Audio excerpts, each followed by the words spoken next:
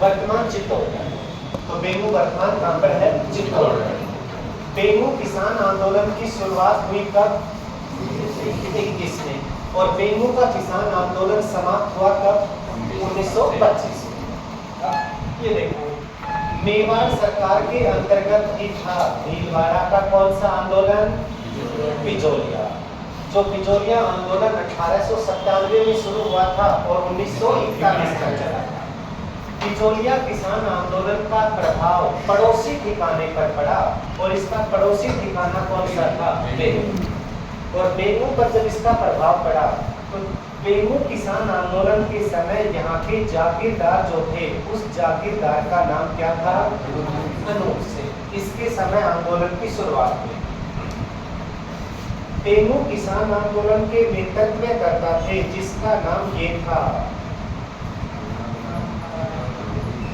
कौन से व्यक्ति थे? राम नारायण चौधरी। और राम नारायण चौधरी ने आंदोलन की जब शुरुआत की थी तो मेनाल नदी, बनास, मेडच और मेनाल तीनों की त्रिवेणी है और ये त्रिवेणी होती है भीलवाड़ा में। और भीलवाड़ा में उस त्रिवेणी के पास एक दुर्ग है, मांडलगढ़ का दुर्ग। तो मांडलगढ़ का जो दुर्ग है वो 3 नदियों के संगम के समीप है। कौन कौन सी? बनास, मेडच और मेनाल। अब नदी का नाम देखो, कौन सी नदी? मेनाल। मेनाल नदी के ऊपर स्थान का नाम ये है भेरूकुंड। कौन सा स्थान? भेरूकुंड। मेनाल नदी के भेरूकुंड स्थान से भू राजस्व के अतिरिक्त कोई लाभ न देने का निर्णय लेते हुए शांतिपूर्वक आंदोलन की शुरुआत कहां से हो गई? बेंगू से। अब बेंगू से जैसे आंदोलन की शुरुआत हुई तब एक व्यक्ति जिसका नाम ये था, कौन से व्यक्ति थे? विजय सिंह पथिक। विजय सिंह पथिक के निवेदन पर आंदोलन का नेतृत्व करता किसको बनाया गया? राम नारायण चौधरी को। तो इसका नेतृत्व करता विजय सिंह पथिक ने बनाया था इस व्यक्ति को। अब राम नारायण चौधरी की अध्यक्षता के अंदर 1922 ईस्वी के अंदर एक सम्मेलन का आयोजन किया गया। कहां पर? मंडावरी गांव में। और मंडावरी गांव में जब सम्मेलन हुआ तो सम्मेलन देखो किसके विपरीत था? अनूप सिंह, क्योंकि ये अधिक टैक्स वसूल करता था प्रजा से। अनूप सिंह ने अपने व्यक्तियों को, सशस्त्र लोगों को भेजा कौन से गांव में? इस सम्मेलन को विफल कर दीजिए। और सशस्त्र लोगों ने आक्रमण करके मंडावरी में अनेक किसानों को घायल कर दिया। और जब किसान घायल हुए तो किसानों का दबाव अब किस पर आया? अनूप सिंह पर। अनूप सिंह ने सोचा कि मेरी जागीरदारी चली जाएगी। अब उन्होंने अपनी जागीरदारी को बचाने के लिए मंडावरी कांड के पश्चात किसानों के साथ समझौता कर लिया। और किसानों के साथ समझौता किया, उसका नाम देखो, सरकार कौन सी? मेवाड़ सरकार ने। इसका नाम याद रखना। उस समझौते का नाम ये रख दिया, कौन से भी समझौता। अब ये नाम देखो, ये भारत का नाम नहीं है। रूस के अंदर 2 दल थे और रूस के बहुसंख्यक दल का नाम था बोल्शेविक और जो अल्पसंख्यक दल था उसका नाम था मोल्शेविक। अब अधिक मात्रा में दल कौन सा था? बोल्शेविक। रूस के अंदर शासन करने वाला जो राजा होता था उस राजा को कहते थे जार। क्या कहते थे? जार। ये रूस में नाम था राजा का, कि राजा के पद का ही नाम था जार। जो भी राजा बनेगा उसको जार कहा जाएगा। अब रूस के जार ने अपनी राजगद्दी बचाने के लिए रूस में बहुसंख्यक दल से समझौता किया था। कौन से दल से? बोल्शेविक। अब ठीक उसी प्रकार देखो, अपनी जागीरदारी का पद बचाने के लिए किसानों के साथ समझौता किसने किया? पद बचाने के लिए। इसलिए मेवाड़ सरकार ने अनूप सिंह और किसानों के बीच जो मंडावरी में समझौता हुआ, उस समझौते को नाम क्या दिया? उस समझौते को मानने से इनकार कर दिया। उसके साथ ही अनूप सिंह को जागीरदारी पद से हटा दिया गया और जागीरदारी पद से हटाते हुए नया जागीरदार नियुक्त किया गया जिसका नाम था अमृतलाल। और अमृतलाल को जागीरदार नियुक्त करते हुए रेवेन्यू कमिश्नर ट्रेंच को भेज दिया जांच करने के लिए। कहां पर? बेंगू। रेवेन्यू कमिश्नर ट्रेंच की जांच का विरोध कर रहे थे किसान। कौन से किसान? बेंगो के किसान। और इसके विरोध में एक विशाल सम्मेलन का आयोजन, इस याद रखना इसको, तारीख को 13 जुलाई 1923, और इसका आयोजन कौन से गांव में किया गया? गोविंदपुरा। अब गोविंदपुरा में जब ये सम्मेलन चल रहा था तो नेतृत्व करता कौन? और इसी में उपस्थित कौन थे? विजय सिंह पथिक, दोनों उपस्थित थे। अब याद करना एक बार, बिजोलिया किसान आंदोलन का दूसरा चरण जो मैंने आपको 2 भागों में लिखवाया था, 23 और 27। गोविंदपुरा में आयोजित किसान सम्मेलन को विफल करने के लिए गोलियां चलवा दी किसने? ट्रेंच। और ट्रेंच द्वारा गोलियां चलवाने से यहाँ पर 2 किसान नेता मारे गए जिनके नाम थे रूपाजी और कृपाजी। तो रूपाजी और कृपाजी किसान नेता कौन से कांड में मारे गए? हुआ था 13 जुलाई 1923 को। अब 13 जुलाई 1923 को जैसे ये कांड हुआ, इस कांड के बाद गिरफ्तार किसको किया गया? किसको गिरफ्तार किया गया? और विजय सिंह पथिक को 10 सितंबर 1923 को गिरफ्तार किया गया। और मैंने आपको वहां लिखवाया था 10 सितंबर 1923 विजय सिंह पथिक की गिरफ्तारी के साथ ही बिजोलिया किसान आंदोलन का कौन सा चरण समाप्त हुआ था? दूसरा चरण। अब देखिए, इन नेतृत्वकर्ताओं को जैसे गिरफ्तार किया गया तो अब किसान आवेदन और अपीलों के माध्यम से अपना रास्ता ढूंढ रहे थे, लेकिन उसी समय कार्य हो गया 1925 में। 1925 में किसानों के दबाव के कारण सरकार ने कितनी प्रकार की लाख एक साथ समाप्त कर दी? और 34 प्रकार की लाख समाप्त करते ही कौन सा किसान आंदोलन अपने आप समाप्त हो गया था? बेंगो किसान आंदोलन। अब देखो सीधा सा है, कुछ याद नहीं रखना है, लेकिन आप प्रत्येक में 2 से 3 लाइनें अपने दिमाग में रख लो। बेंगो किसान आंदोलन हुआ था तो उस समय जागीरदार कौन थे? अनूप सिंह। नेतृत्वकर्ता कौन थे? रामनारायण चौधरी। आंदोलन की शुरुआत मेघाल नदी के कौन से स्थान से? हेरुकुंड स्थान से। बस यहाँ तक। मंडावरी कांड कब हुआ? 1922 में। ठीक है। इस पर किसके सशस्त्र लोगों ने आक्रमण किया? फिर अनूप सिंह के ऊपर किसानों का जब दबाव बढ़ा तो अनूप सिंह ने किसानों के साथ मंडावरी में क्या कर लिया? समझौता। और समझौता करते ही मेवाड़ सरकार ने उस समझौते का नाम बोल्शेविक समझौता, और उसको मानने से क्या कर दिया? इनकार। किसको जागीरदारी पद से हटाया? किसको बनाया? अमृतलाल को। और अमृतलाल को जागीरदार बनाकर किसानों की शिकायतों की जांच हेतु रेवेन्यू कमिश्नर किसको भेजा? ट्रेंच को। अब ट्रेंच जब जांच के लिए आया तो ट्रेंच के विरोध में किसानों का एक विशाल सम्मेलन कहां पर? किस दिन हुआ? 13 जुलाई 1923 को। अब इस सम्मेलन को विफल करने के लिए गोलियां किसने चलवाई? ट्रेंच ने। और किसान नेता कौन कौन मारे गए? कृपाजी मारे गए। और इनके मारे जाते ही जैसे किसानों का दबाव बढ़ा तो 1925 में सरकार ने कितनी प्रकार की लाख? 34 प्रकार की लाख समाप्त कर दी। और कौन सा आंदोलन समाप्त हो गया? बेंगो का किसान आंदोलन समाप्त हो गया।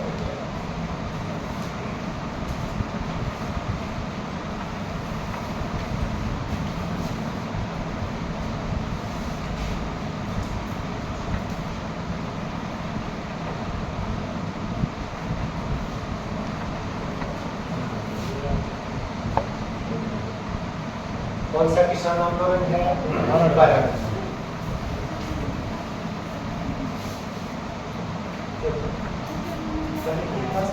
उसके बाद क्योंकि आज आप और वेट कर रहे थे कि अगर आज आते हैं तो बढ़ा देंगे, अन्यथा कल से आपकी जो कल्चर की क्लास है ना, वो कल्चर की क्लास में 12 से 1 वाली जो क्लास है ना, या 1 से 2 बजे तक वो कल्चर की क्लास शुरू कर रहा हूँ। और कल्चर की आपकी क्लास होगी ना तो आप इतना ध्यान रखना, आपको वो डीपली पढ़ाया जाएगा, क्योंकि मैं 2 बच्चों को फिर कॉमन करके पढ़ा दूंगा रेट के साथ आप ये सब क्या होगा। तो दोनों को जहाँ पर आपका टॉपिक पढ़ाया जा चुका है ना, वो टॉपिक तो छोड़ देंगे और उससे आगे के टॉपिक से शुरुआत कर देंगे। और दोनों बच्चों का कॉमन टॉपिक पढ़ा देंगे, क्योंकि रेट में भी शुरुआत नहीं थी सर। चांस कम है क्या? नहीं कम नहीं वैसी कोई बात नहीं है, लेकिन वो कह रहे थे सर, बोल रहे हैं कि उनके पास फ़ोन नहीं है, फ़ोन नहीं था, कौन से जमाने में था?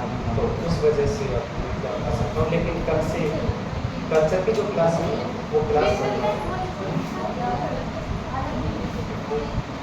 आप इन बातों को भूल जाओ, सर, आप एक पढ़ाओ। कल्चर की क्लास लग जाएगी बस। ओके सर, ओके, बीच पढ़ाओ। में ये टॉपिक मत छेड़ो, क्योंकि जो चीज़ पढ़ रहे हैं ना वहाँ से हमारी तात्पर्यता है वो टूट जाती है। ये कौन सा किसान आंदोलन है? बरड़।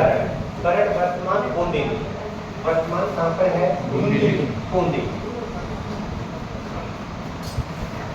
समय देखो 1920। अब ये क्वेश्चन मैं बताऊं उससे पहले आप मुझे ये बताइए, 1917 में बिजोलिया किसान पंचायत की स्थापना किसने की? किसान पंचायत की स्थापना विजय सिंह पथेल। बिजोलिया किसान पंचायत का दूसरा नाम क्या था? ऊपरमाल पंच बोर्ड। बिजोलिया पंच बोर्ड की स्थापना 1916 में हुई थी। ऊपरमाल पंच बोर्ड या बिजोलिया किसान पंचायत का सबसे पहला सरपंच मन्ना पटेल। अब यहाँ पर आ जाओ, बरड़ के अंदर साधु सीताराम दास, ये वही व्यक्ति है जिसने बिजोलिया किसान आंदोलन के प्रथम चरण का क्या किया था? नेतृत्व। साधु सीताराम दास ने 1920 में इस किसान पंचायत की स्थापना की, डाबी किसान पंचायत। और डाबी किसान पंचायत की स्थापना करके इसका सबसे पहला सरपंच बनाया हरला भड़क को। इसका सरपंच किसको बना दिया? हरला भड़क को सरपंच। और साधु सीताराम दास ने बूंदी के अंदर या बरड़ के किसानों में जन चेतना का संचार करना शुरू कर दिया। 22 ईस्वी के अंदर साधु सीताराम दास ने प्रोत्साहन किया राजस्थान सेवा संघ को, और राजस्थान सेवा संघ को नेतृत्व सौंप दिया किसका? अब एक चीज सोचना, यहाँ पर कोई पर्टिकुलर व्यक्ति नहीं है, क्या चुकी है? एक संस्था। इस संस्था राजस्थान सेवा संघ का गठन किसने किया था? विजय सिंह पटेल ने 1919 वर्धा महाराष्ट्र में किया। अब राजस्थान सेवा संघ के कार्यकर्ताओं के नाम देखिए। कार्यकर्ताओं के नाम है राम नारायण चौधरी, दूसरा पंडित नैनू राम, हरि भाई किंकर,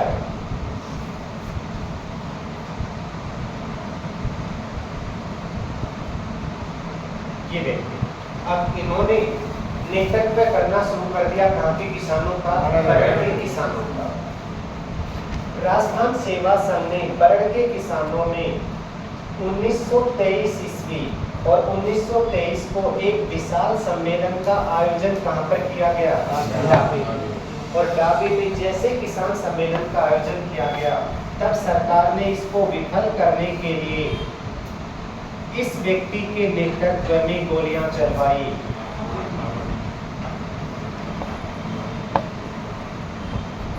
कौन सा व्यक्ति? हाकिम इकराम हुसैन। और हाकिम इकराम हुसैन द्वारा गोलियां चलवाने से किसान नेता मारे गए, और उस किसान नेता का नाम ये था। कौन मारे गए? नानक देव। अब इस हत्याकांड के पश्चात किसानों का दबाव सरकार के ऊपर बढ़ चुका था, लेकिन 1925 ईस्वी तक 2 वर्ष तक किसानों ने आवेदन और अपीलों का रास्ता अपनाया, लेकिन एकमात्र किसान आंदोलन था जो बिना किसी निर्णय के बंद हुआ। उसका कारण देखो, कौन सी संस्था है? इसका सेवा काल इतना ही था, 1919 और 1927, क्योंकि अपने ही अंतर विरोधों के कारण 1927 में एक संस्था को बंद करना पड़ा। किसको? और राजस्थान सेवा संघ के बंद होते ही कौन सा आंदोलन समाप्त हो गया? बरड़ किसान आंदोलन। तो बरड़ किसान आंदोलन में जन चेतना का संचार किसने किया? कौन सी पंचायत? डाबी किसान पंचायत 1920। पहला सरपंच भड़क था। साधु सीताराम दास के आग्रह पर बरड़ के किसानों का नेतृत्व किसको सौंप दिया गया? राजस्थान सेवा संघ को। राजस्थान सेवा संघ के कार्यकर्ता पंडित देवनाथ और किसने? हरि भाई किंकर, ये व्यक्ति थे, इनको सौंपा गया था। अब 1923 में किसान सम्मेलन का आयोजन कहाँ पर किया गया? राबी में। उसके ऊपर गोलियां चलवाने वाले कौन थे? और कौन से नेता मारे गए? 2 वर्ष तक आवेदन और अपीलों का रास्ता अपनाया था, क्योंकि इतना देखो समय कितना है? 23। अभी मैंने आपको समय बताया था गोविंदपुरा में कितना? 1923। ये घटना घटित हुई थी कितनी तारीख को? 4 अप्रैल 1923। अभी ऊपर आपको बताया था 13 जुलाई 1923। कौन सा कांड था? गोविंदपुरा। और किनको गिरफ्तार किया गया था? राम नारायण चौधरी, विजय सिंह पटेल, और अब गिरफ्तार कर लिया नैनू राम और किसको? हरि किंकर को। अब आवेदन और अपील जब 2 साल तक चलते रहे, उसके बाद 1927 में कौन सी संस्था को ही बंद करना पड़ा? और राजस्थान सेवा संघ के बंद होते ही अपने आप समाप्त हो गया कौन सा? बरड़ का किसान आंदोलन।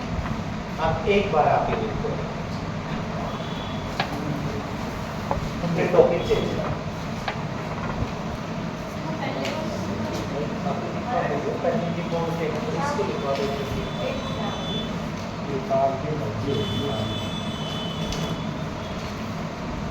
कोई भी डाल दो, नाम कितना है? ये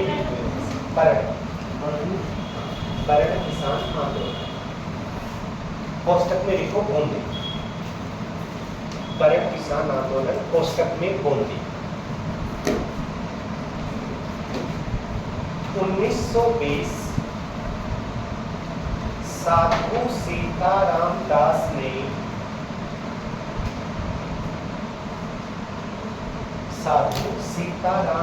ने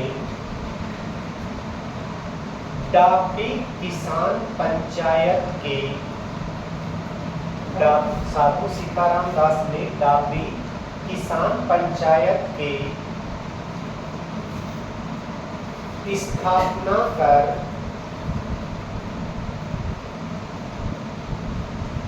हरला भड़क को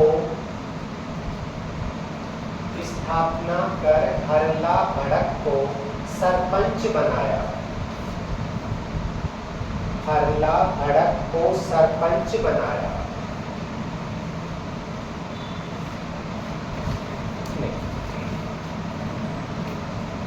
साधु सीताराम दास ने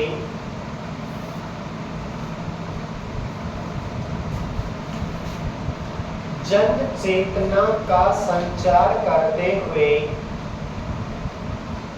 साधु सीताराम दास ने जन चेतना का संचार करते हुए भू राजस्व के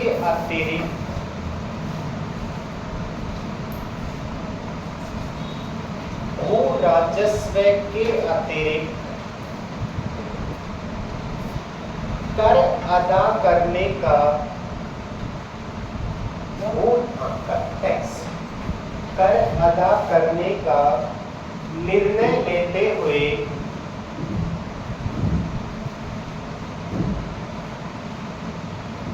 आंदोलन प्रारंभ किया। निर्णय लेते हुए आंदोलन प्रारंभ किया।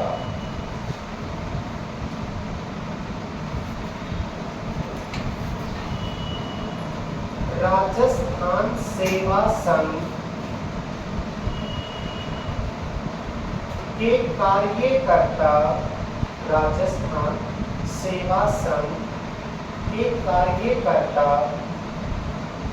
राम नारायण चौधरी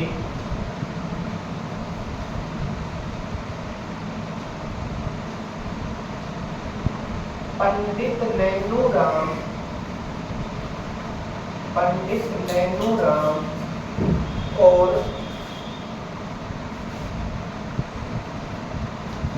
हरि भाई किंकर ने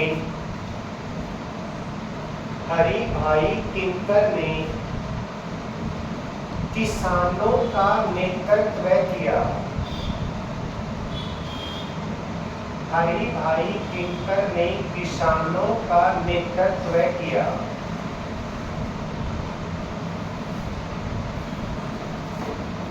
डाबी कांड 4 अप्रैल 1923। नाम लिखो। डाबी कांड 4 अप्रैल 1923। अब इसी में डैश करके लिखना है। यहाँ आयोजित किसान सम्मेलन पर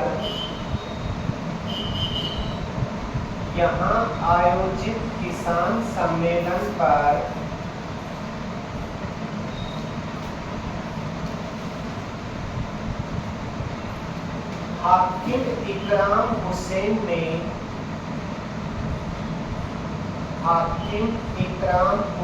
ने गोलियां चलवाई,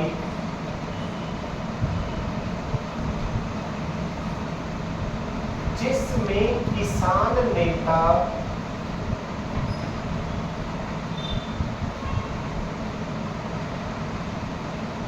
नानक भील मारे गए। किसान नेता नानक भील मारे गए।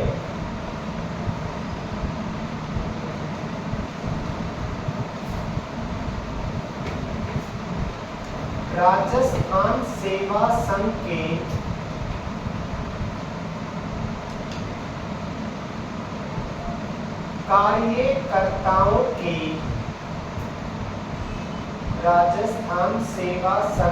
कार्यकर्ताओं की गिरफ्तारी के पश्चात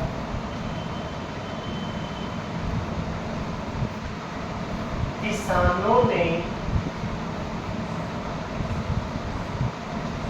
आवेदन और अपीलों का रास्ता अपनाया। किसानों ने आवेदन और अपीलों का रास्ता अपनाया।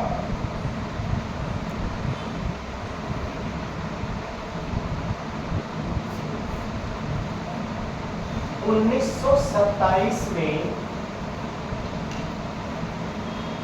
राजस्थान सेवा संघ के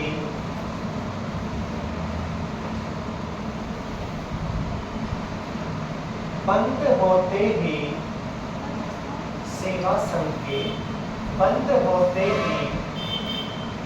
आंदोलन समाप्त हो गया।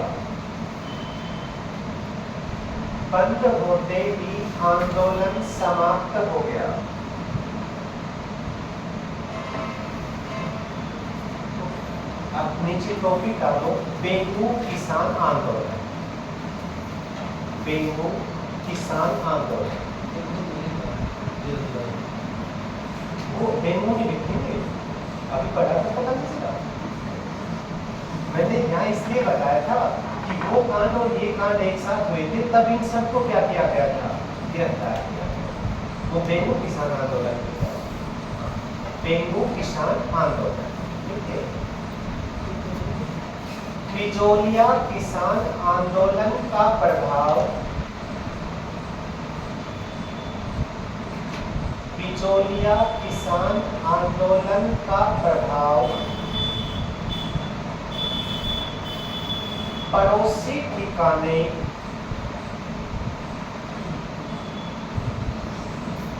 बेंगू पर दिखाई दिया। पड़ोसी ठिकाने बेंगू पर दिखाई दिया।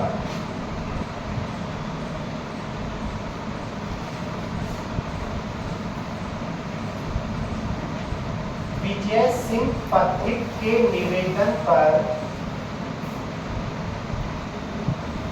विजय सिंह पथिक के निवेदन पर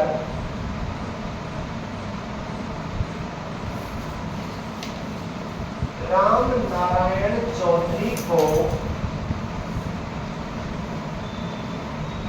राम नारायण चौधरी को नेतृत्व सौंपा गया। राम नारायण चौधरी को नेतृत्व सौंपा गया।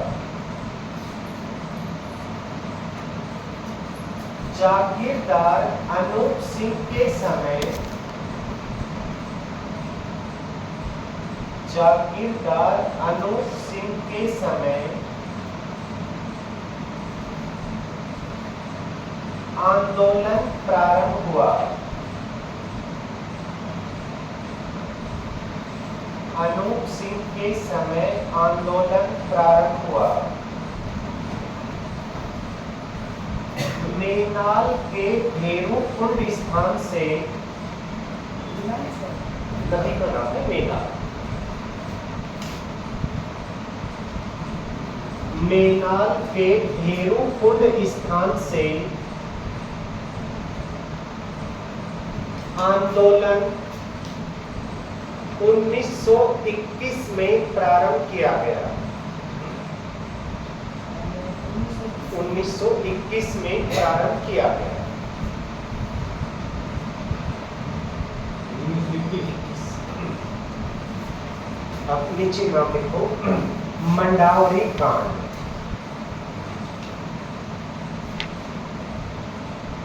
डैश करके 1922। मंडावरी कांड डैश करके 1922।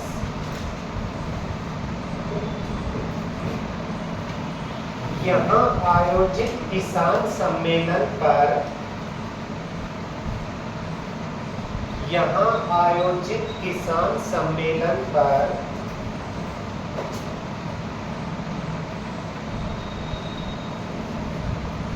अनूप सिंह के सशस्त्र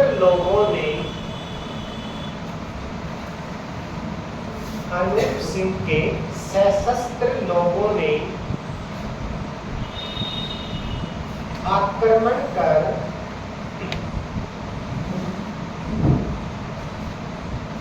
अनेक किसानों को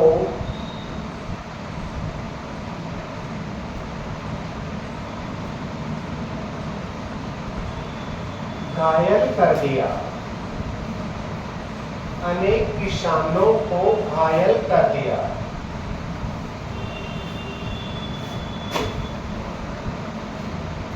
अनूप सिंह ने अपने जागीरदारी पद को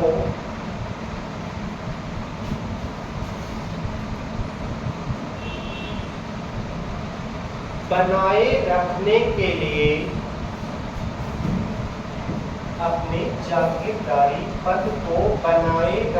के लिए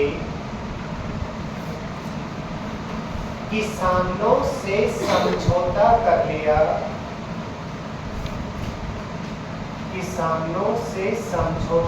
लिया, जिसको मेवाड़ सरकार ने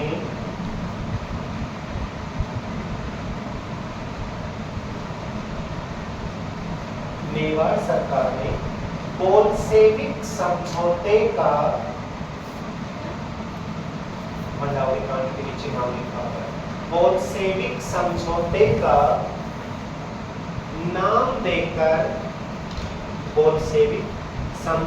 का नाम देकर मानने से इनकार कर दिया।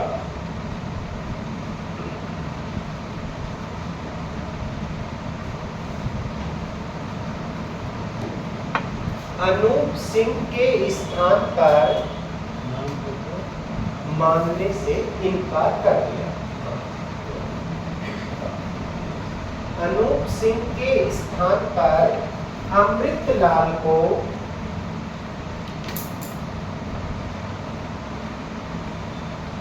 जागीरदार बनाकर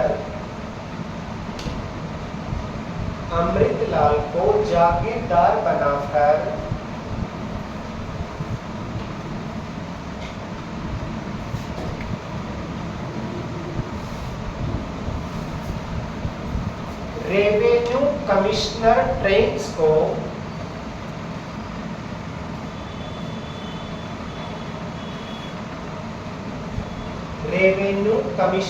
ट्रेंच को किसानों की शिकायतों की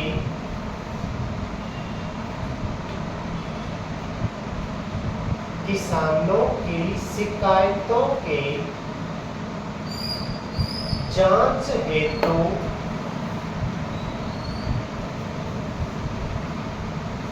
डेंगू भेजा। जांच हेतु डेंगू भेजा।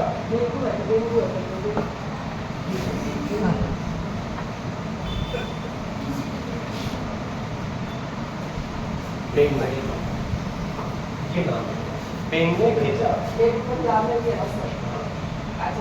ये अलग है, ये चित्तौड़गढ़ में गांव का नाम है डेंगू।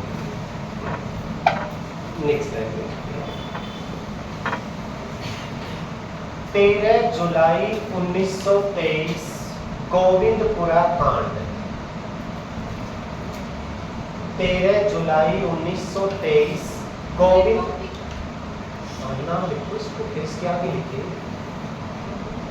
जैसे मंडावरी कांड लिखा था ठीक उसी प्रकार से है। गोविंदपुरा कांड।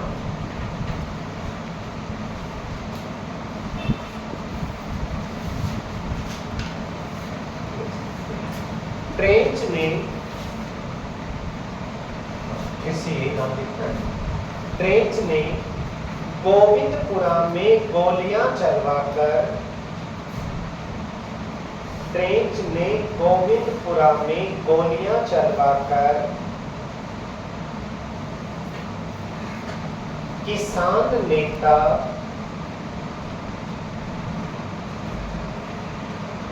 रूपा जी और कृपा जी की हत्या कर दी। रूपा जी और कृपा जी की हत्या कर दी।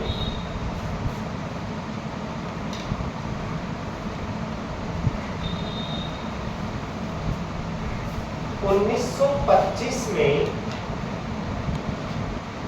34 प्रकार के लाग बाग समाप्त करने से 1925 में 34 प्रकार की लाग बाग समाप्त करने से आंदोलन समाप्त हो गया।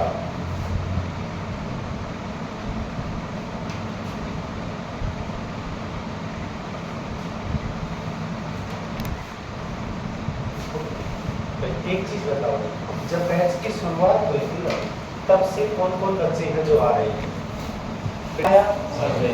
सभ्यता। तो आप सभ्य कैसे हो? वही हमारा रहन सहन जो रहन सहन है, खान पान है, रीति रिवाज है, वो सब कुछ हमारे सभ्य है। इसलिए हम वो जहाँ से रीति रिवाजों की मानव जीवन जो था, वो मानव जीवन जहाँ आधुनिक परिप्रेक्ष्य में उत्पन्न हुआ था, उसी काल को सबसे पहला काल का नाम दिया गया था सभ्य नाम का। ठीक है। अब एक क्वेश्चन, कछवा वंश पड़ा है, ठीक है। जयपुर के वास्तुकार कौन है? जयपुर के वास्तुकार विद्याधर भट्टाचार्य, बंगाली पंडित है, ठीक है। उसी ने नक्शा बनाया था और उसी ने इसका डिजाइन तैयार किया। सवाई जयसिंह ने इसकी स्थापना की। आरंभ वो तैयार किया था। अब क्वेश्चन है, जयपुर का नगर नियोजन कौन सी सभ्यता के आधार पर? सिंधु सभ्यता। ठीक है। अगर ऑप्शन में सिंधु सभ्यता नाम ना हो तो याद रखो कौन सी है? क्योंकि जब हम एक टॉपिक पढ़ते हैं कौन सी सभ्यता? सिंधु सभ्यता। तो सिंधु सभ्यता का एक स्थल कौन सा होता है? सिंधु सभ्यता का समय देखो, रेडियो कार्बन विधि के अनुसार इसका समय था 2300 BC और यहाँ से लगाकर कितने BC तक? 1750। यानी आपसे कितनी पहले? 44 हो गई। बिल्कुल। क्योंकि वर्तमान में देखो ईस्वी सन, और ईस्वी सन कितना है? 2025 चल रहा है ना। और ये ईसा मसीह के जन्म से कितने साल पहले? तो 2300 के अंदर 2025 हो जाए, टाइम आ जाए। अब दूसरा देखिए, ये सभी टॉपिक किसके अंदर होते हैं? इतिहास में। इतिहास का विभाजन कितने भागों में होता है? 3 भागों में। 3 भाग में सबसे पहला नाम ये होता है, कौन सा इतिहास है? प्राग। दूसरे इतिहास का नाम ये होता है आदि इतिहास। तीसरे इतिहास का नाम ये होता है ऐतिहासिक। कौन सा है? ऐतिहासिक। ठीक है, इनमें कुछ नहीं, एक एक शब्द है, क्योंकि हमें इसको पढ़ना है, इसलिए मैं आपको भूमिका के तौर पर बता रहा हूँ। आप किस चीज को पढ़ सकते हो? जो लिखा भाई, कोई चीज लिखी हुई नहीं है, ये दीवार साफ है और हमें कोई एक दीवार पे देखनी पड़े, तो दीवार पे जब कोई अक्षर ही नहीं है तो हम उसको पढ़ नहीं सकते। हाँ, दीवार को देखकर महसूस कर सकते हैं कि इसके अंदर क्या क्या मटेरियल का इस्तेमाल हुआ है, इसकी ऊंचाई कितनी होगी, इसकी मजबूताई कितनी होगी, वो केवल हम महसूस कर सकते हैं, पढ़ नहीं सकते हैं उसको।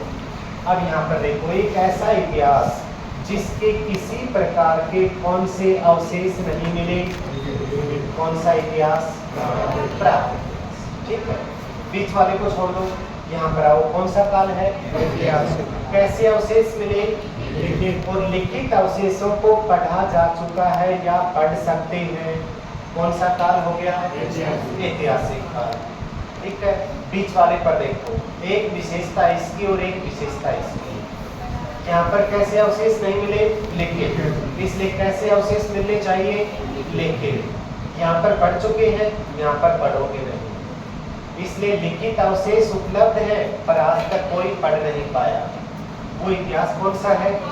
तो सामान्य सा है, जिसके लिखित अवशेष प्राप्ति नहीं हुए, प्राग इतिहास। लिखित अवशेष मिले पर पढ़ नहीं सकते, कौन सा? लिखित अवशेष प्राप्त हुए और पढ़े जा चुके हैं,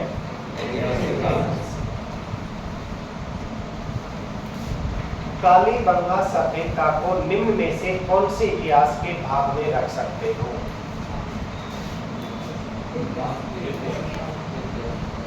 तीन ही ऑप्शन दिए, मैंने चौथा ऑप्शन ही दिया, ऑप्शन ही कौन से काल में? ऐतिहासिक काल में। शाबाश,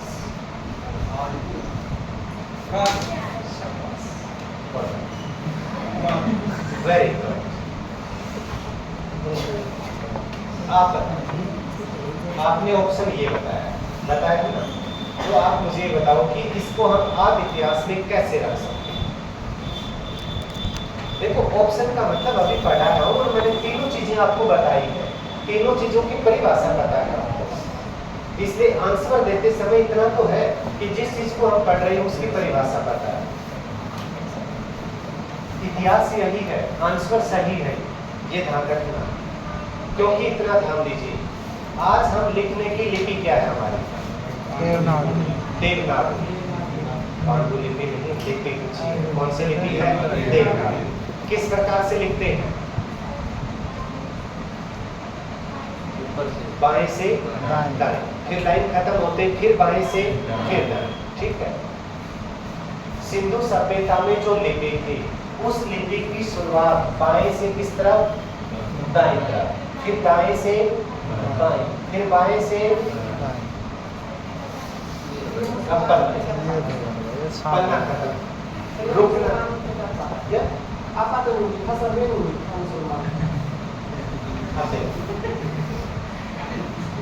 एक बार इस पे इसका ध्यान दीजिए, यहाँ आपको इस प्रकार से चलता हुआ कौन सा जानवर दिखाई देता है? एक क्वेश्चन आया है। सिंधु सभ्यता की लिपि का आकार और आकार कैसा है इसका? सर्पिलाकार। तो इस आकार की लिपि है, क्योंकि यहाँ पर कर्म नहीं टूटता। दूसरा देखो, सिंधु सभ्यता की जो लिपि है उसमें मूल अक्षर कितने? 64 और कुल अक्षर कितने हैं? 400। अब ये अक्षर नहीं है, सबसे बड़ी खासियत ये है, ये सभी के सभी क्या है? अब सोचो, आप बारिश में भीगते हुए जा रहे हो, ठीक है, और गाना गाते हुए जा रहे हो, इसका मतलब आपका मूड कैसा है? खुश है ना? उस मूड में हो। दूसरा, आप चेहरे पर ऐसे करके बैठे हुए हो, लट हाथ में है, चेहरे के ऊपर आंखें तेज हैं। अब उन चित्रों से क्या दिखाई दिया आपको? भाव प्रकट हुए। दिखाई दिए ना, क्योंकि जो जैसा चित्र होता है वो वैसा ही क्या प्रकट करता है? भाव। शाबाश, क्वेश्चन तो आप फटाक से मुझे बता ही दोगे। राजस्थान का एकमात्र भाव चित्राक्षर शिलालेख। राजस्थान का एकमात्र भाव चित्राक्षर शिलालेख। बिल्कुल सही। अब आप आंसर को कर सकते हो। बीट गांव देवल शिलालेख राव सिंहा की पत्नी पार्वती ने उत्कीर्ण करवाया था, जो पूरे राजस्थान का एकमात्र चित्राक्षर शिलालेख है। आप देखो यहाँ पर हमें सिंधु सभ्यता की क्या पढ़नी है? लिपि पढ़नी है ना। आकार कैसा हो गया? सर्पिला। सर्पिला आकार। कितने चित्र और कितने? 400। चित्र से क्या प्रकट होता है? भाव। क्या नाम कर दिया? भाव चित्र हो गया ना। अब क्या करना है? लिपि। अब लिपि इसके आगे जोड़ो। लिपि में क्या होते हैं? अक्षर होते हैं ना। अक्षर और जोड़ दो, अक्षर जोड़ते ही क्या हो जाएगा? चित्राक्षर। इसलिए काली गंगा सभ्यता या सिंधु सभ्यता की लिपि कौन सी थी? भाव चित्राक्षर लिपि का आकार कैसा था? आज तक कोई भी विद्वान इस भाव चित्राक्षर लिपि को पढ़ नहीं पाया। आप ध्यान देना, लिखित अवशेष तो मिले लेकिन पढ़ नहीं पाए। इसलिए कौन से इतिहास में है? आदि इतिहास में। आपको तो मैं पढ़ाऊंगा, वैसे पढ़ लेना बस।